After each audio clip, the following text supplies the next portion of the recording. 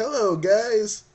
A lot of you wanted to watch us talk about Phantom Strider's list. God-awful SpongeBob episodes ever conceived. There's a few. And I like how Gary is still blamed for, like, Power for Gary. I like how he's still blamed. He's like, you ain't puppy, something, go away. I'm like, SpongeBob, that thing would have killed you, you fucking stupid idiot. God dang, Bugsy, you turned straight into Ren doing that. No, if I wanted to go straight random with that, I'd be like, you idiot. You fucking idiot. Because, I gotta admit, they dumbed SpongeBob down in these later seasons. You gotta admit. Especially in this episode. Think of SpongeBob episodes out there, like SpongeBob You're Fired or The Splinter. But very few match the beastly quality of a Pal for Gary. This is the closest thing I've seen to animal torture ever in a cartoon. Our usually good-natured SpongeBob is completely out of character. The imagery is very unnerving, and the sound effects of this monstrous horror pet are legitimately disturbing. Okay, Gary is tortured by a monster, and SpongeBob sadistically punishes him in return. And even as the monster slowly eats Gary alive, SpongeBob still continues to punish him. None of the imagery is pleasant. Most of the episode we're looking down the throat of this Leviathan horror. And it's basically just about watching Gary be tortured. I'm actually and we also impressed almost at how saw SpongeBob get slowly devoured. And then SpongeBob still wanted to berate Gary. No. Like, Bugsy, if we were even in that episode, me and you, like, at the end of it, it would just be, you guys they'd have to cut away because we just beat the ever-loving shit out of SpongeBob for, like, a complete hour. Like, no joke. If we were even in this episode or we wrote this episode, we just automatically appear and we just start beating the shit out of SpongeBob. And he, like, oh, you guys want to make creepypastas? Well, we're making Bugsy pastas today, boys. He's gonna feel it. Because in this part of the scene, he's gonna feel it. Bugsy. Sometimes I kind of like how freaking crazy shit would get if we actually had a chance to do shit like that. Oh, they've taken off of Nickelodeon after that. This episode, the big one? The one that made everyone think SpongeBob has gone downhill? It's entirely possible. Yes. I would like to believe that too, because, really, SpongeBob is so... Because, season 1, season 2, season 3, SpongeBob would have been like, oh my god, Gary! But this SpongeBob's like, Is there an even worse one out there? And for number 7, Hey Arnold. Arnold betrays Iggy. This is probably the most reviled Nicktoon episode in cartoon history. I've never liked this one. The hostile reactions I get from friends for even mentioning this episode is just astonishing. And it's no wonder. I distinctly remember seeing this episode when I was 8 because and feeling distraught afterwards. Arnold basically tells everybody that Iggy wears bunny pajamas, but he's like, Iggy, I'll do anything to make it up. He's like, you gotta wear these bunny pajamas and have everybody laugh at you. I'm like, and everybody just was just assholes in that one episode, and that's why the creator was like, you know what? Iggy is not gonna be a main character, so fuck this, fuck you guys for writing it, and yeah, just because you pulled that little stunt, Iggy is not gonna be a mainstay.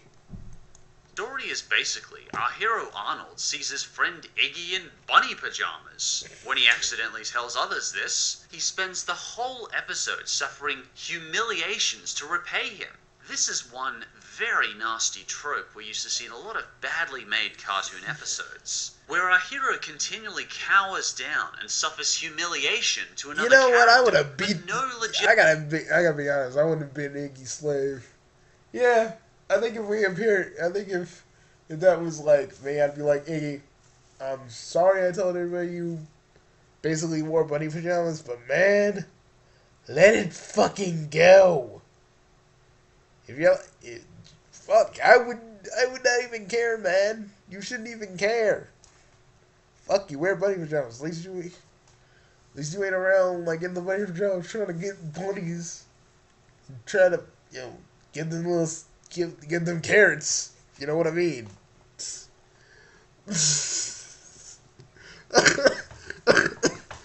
Ah, you stupid. You know that. You know that when it took this cartoon and made it X-rated. Reason. Personally, I just get frustrated when I see this trope and just say, why doesn't our hero stand up for himself? I can still see that empty, miserable look in Arnold's eyes as he slowly walks through the jeering, mocking, tormenting town in bunny pajamas. Surprisingly enough, watching our hero be endlessly humiliated and jeered at is not pleasant to watch. This episode was so detested by the public that even the creator hated it. In fact, he personally asked Nickelodeon to stop airing it right after he made it. And graciously enough, they did. Thank Jeebus for that. And for number 6, we don't even see it on the Splat, guys. That's how horrible it is. Girls, the city of Frownsville. Would you like to watch 11 minutes of the entire city of Townsville crying while the most annoying cartoon villain ever squeals into your ears? No? Well, I don't blame you, me neither. Can I just say that crying voice acting barely ever sounds legitimate? You really have to be a spectacular voice actor to make crying sound real in cartoon. Trust me. It's even hard when we try to do like a month. That's why we don't do like the full-on cry when we do our character videos sometimes. Because it never sounds like, it never sounds really legit. And every time you look at videos of that, it never sounds that voice legit. Actors pretend to cry not only breaks the immersion for me, but it can be really insufferable. Imagine if I spent the whole top 10 list talking like this. It would probably make you want to knee me in the crotch until I keeled over. Ow. Not everyone knows this, but most of what was shown on Cartoon Network was the first 4 seasons of Powerpuff Girls. Dude, what are you Seasons into? 5 and 6 got really bland. The voice acting of this guy is cringeworthy. Dude, that's Steve Bradley Baker. You better shut the... Well, actually, I gotta admit, this was kind of bad. Into that special category. I didn't watch this, anime, but hentai, English that's fandom, Steve Bradley but Baker. I actually did like the message behind this one, as terribly executed as it was. The one thing that's catchier than sadness is laughter, and perhaps that's the best thing to take from this episode. Yep. Number 5, Steven Universe. Keep Beach City weird. Oh yeah, let's talk about this one for a minute. Ronaldo, like Steven trying to help Ronaldo, but Ronaldo being a stupid motherfucking idiot goes like, "Oh, Steven is this and this." Let's not even talk about fucking. Let's keep BC weird. The other one, because I wanted to choke Ronaldo, like honestly wanted to put my hands around Ronaldo's neck and start strangling him. Yes, it went that. My hatred for Ronaldo kind of went that far. Almost close to Naru. Like, just a little bit close, but he's kind of redeeming himself because I'm not seeing a lot of him. And hopefully in this, like, event next Friday, I hope I don't see any more of him because... Ronaldo's good, but he's good in small doses. The tough decision between this island adventure and Say Uncle. In the end, though, Ronaldo was just even more irredeemable than that. What about the island adventure? They kind of got, Sadie and Lars got together. I mean, that's something. And Say Uncle, man, is just a little silly little episode. It's not supposed to be taken seriously. Heinous opening in Say Uncle. The only 3 characters I don't like in this otherwise elegant, beautiful cartoon is Lars, Onion, and Ronaldo. Ronaldo is in his... I actually changed my mind. I think Onion is somewhat interesting. I feel like... I really do feel like Onion's an interesting character because you never know what what's going on up here. And I feel like that's kind of interesting. But Ronaldo is just so fucking annoying. own league of I'll be- aggravating. I would beat the shit out of him and be like, you bitch city weird. And even me and Shin, even me and my pal Shin, we don't like Ronaldo because Ronaldo can just be ooh. But Romantic Scourge kind of like, I was like, yeah, kind of like Ronaldo. I'm like, all right, that's good for you. You like him. It's all good. It's all good.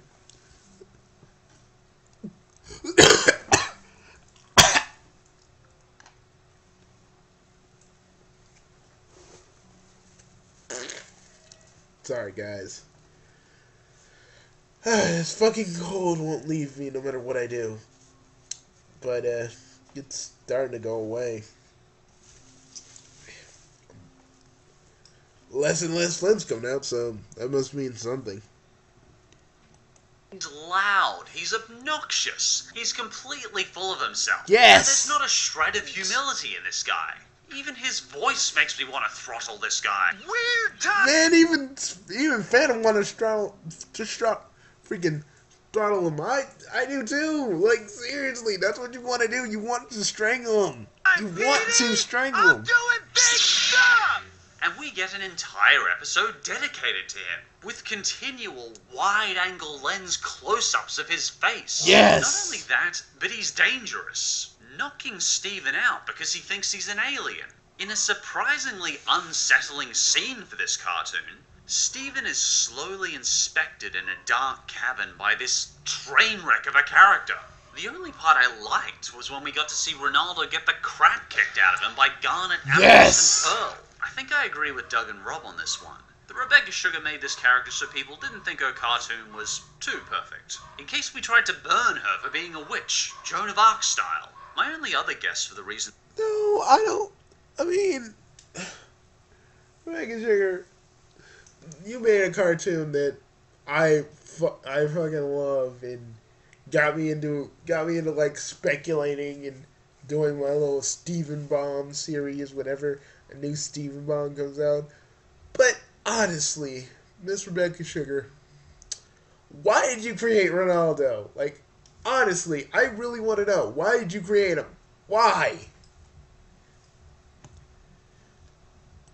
Ronaldo exists is maybe it's a message from the creators to not end up like Ronaldo. Question your world, but don't lose sight of reality. And don't be a completely self-absorbed goon. Ronaldo is a giant wart on the face of an otherwise immaculate, gorgeous cartoon that I simply adore. The fight scenes are Fortunately, in just... the newer episodes, he's nowhere to be seen. The fight scenes are just... Oh, god dang. Let's talk about the fight scenes. Looney Tunes. See Bugsy, no one wants to hear you orgasm about the fight scenes, okay? you later, This is Gladiator. This is by far the most painfully long, boring Looney Tunes cartoon I've ever seen.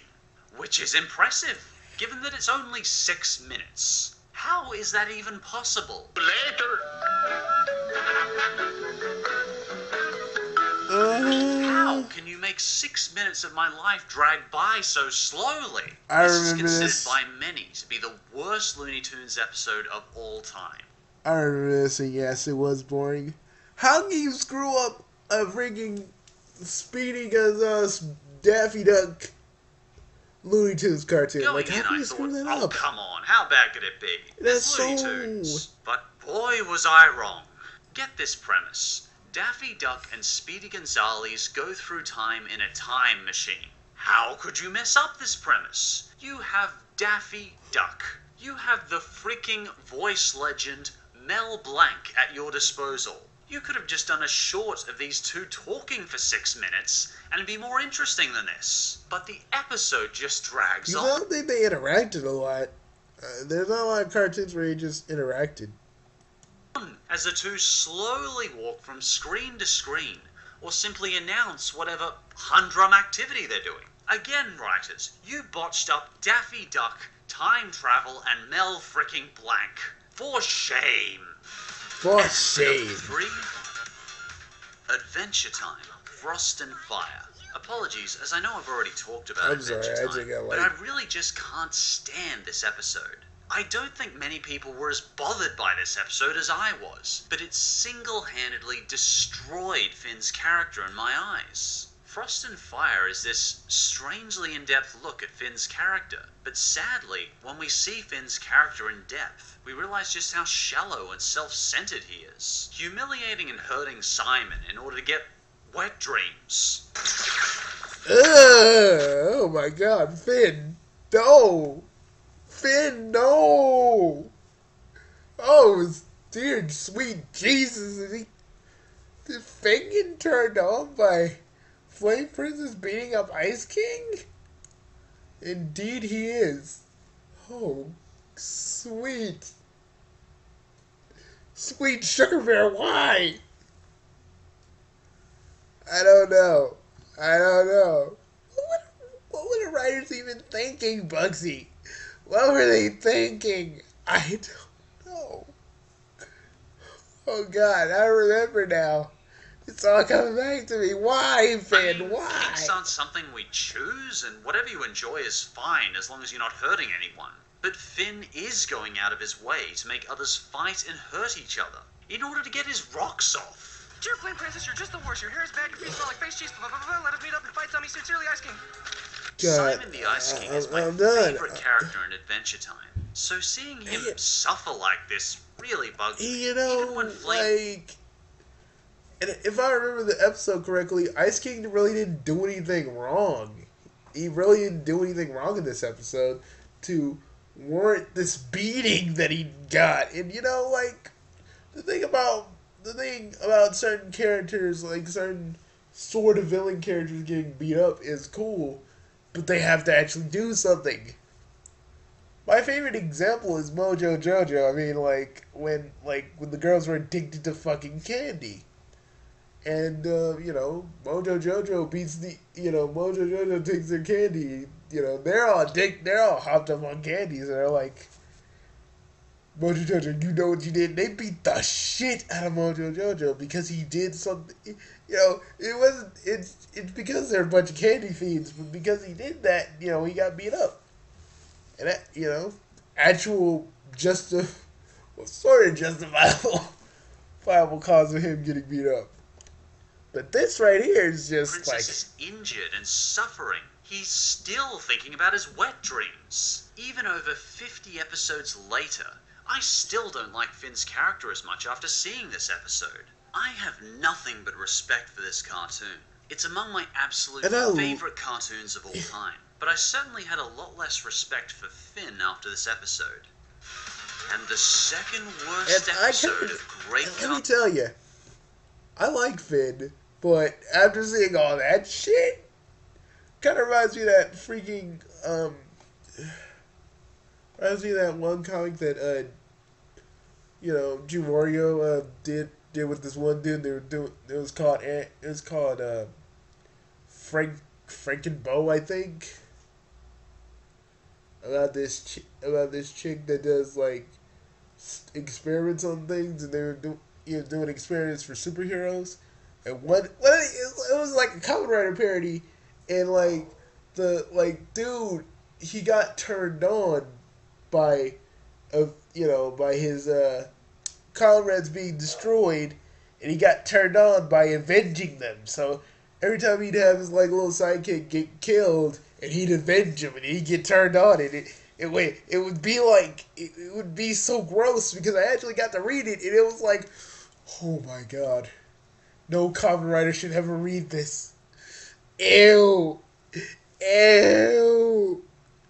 I mean, it gets better, but Jesus. Mr. Garrison's fancy new vagina. Some people have probably picked up. I like South Park a lot. There you go, Pam. So when they take a nosedive, it really kicks me in the nads. Only South Park could get away with the amount of middle fingers they give to their viewers. But this one, you'd expect crude from South Park, but showing live action surgery of a sex change operation. How do you get away with that? Yet nipples are a no-no? What's... I'll tell you this, man. Like, on MTV, they showed freaking Tom Green's testicle surgery, like, in full, with jazz music, trust me. They can get away with that. If Tom Green can get away with that, they can get away with that. What does that make? This made me so uncomfortable that I couldn't actually watch it more than once. Even splicing the DVD footage together, I had to take extra care not to accidentally view the live-action sex change footage. The rest of the episode is bad as well, with Kyle having testicles in his kneecaps, I do apologize for that visual imagery, and basically just freak show plastic surgery. Just talking about this one makes me uneasy and disturbed. Kyle's that In one my be a opinion, of dolphin? what I consider a classic cartoon series, this one is one of the worst. I can't think of another episode of what The I thing consider is, a great you know, cartoon bringing- series that makes me so And, you know, queasy. and Mr. Garrison, it was like a shift in his character. He didn't want to be gay, but he wanted to be a woman. Or it was like, Mr. Garrison, you still bang dudes, okay? You still bang dudes. You know, like, seriously, like, there is no change. And then he got mad that Mr. Slade didn't want to, like, get with him because he wasn't a dude anymore. He's like, oh, Mr. Garrison, you went hypocritical. I would say, like, the newer seasons are like, just look at your character, but no, this is what you've turned into. But you know, in those seasons nowadays, I actually can stand you and actually enjoy your stupidness acting like And Donald before we Trump. get to number one, I'd like to give a couple of quick honorable mentions. Fairly Odd Parents, It's a Wishful Life. Oh, This yes. series isn't one of my personal We favorites. go here. So basically showing that Timmy would be better off, like everybody would be better off if Timmy wasn't born. And basically Jorgen saying, you know, I can waste you, man. You'll be better off if you were never born. I mean, you gotta pull out these things a little bit more finesse, you know what I mean? Bad cartoon trope that was never funny to begin with. Foster's home for imaginary friends. Everyone knows it's Bendy. Once again, we have this trope I've never understood, where a villain will continually do bad things, and the hero will get continually blamed and Oh, trust me. Bendy. Oh, motherfucker. If we could find... If we can literally choke any cartoon... If we can literally choke or kill any cartoon character, it'd be... Okay, I gotta say this. It would be Naru, Ronaldo, Bendy. I mean, if we kill Bendy, no one's gonna fucking miss him. I hear that.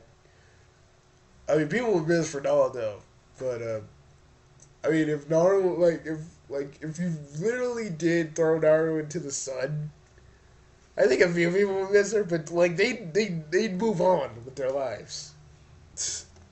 Keitaro would move on It with was his such life. a bad episode that the writer deeply regretted making it, but Foster's isn't quite one of my personal favorites, so I left it off the list.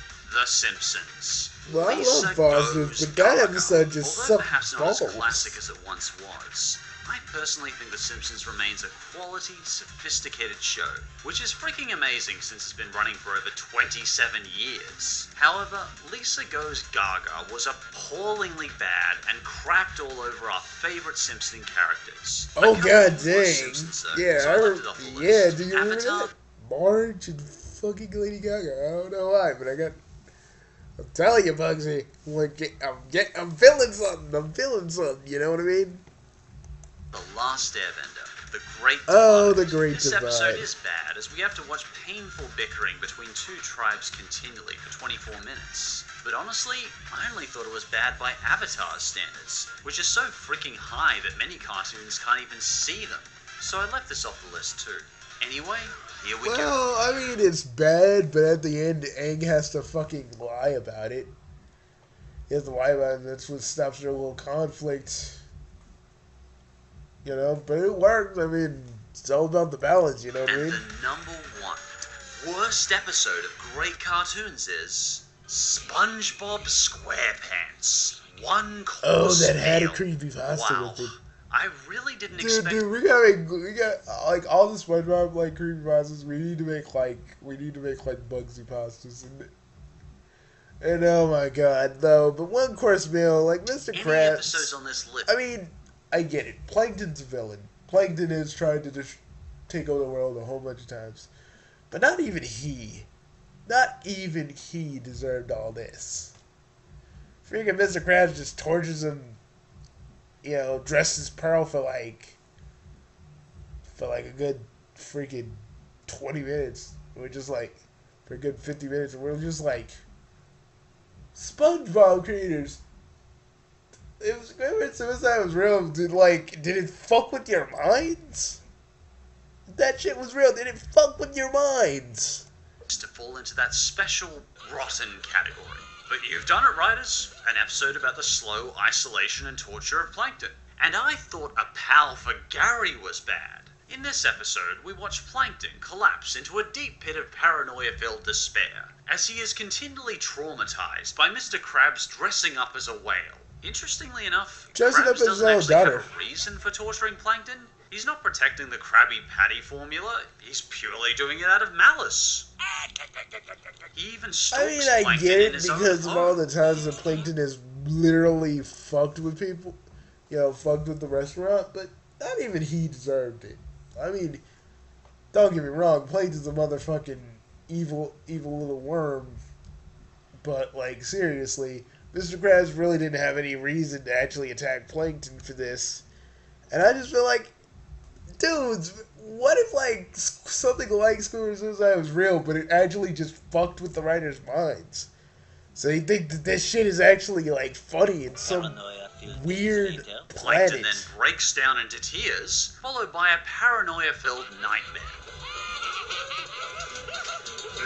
Ooh. I just don't get it. Do cartoon writers just get possessed by evil satanic spirits when they make these episodes? And then Plankton tries to kill himself. Because, self-harm is such a kid-friendly topic. It's just, I'd expect self-harm jokes from Family Guy nowadays, but SpongeBob... Man, these writers are possessed by Jake.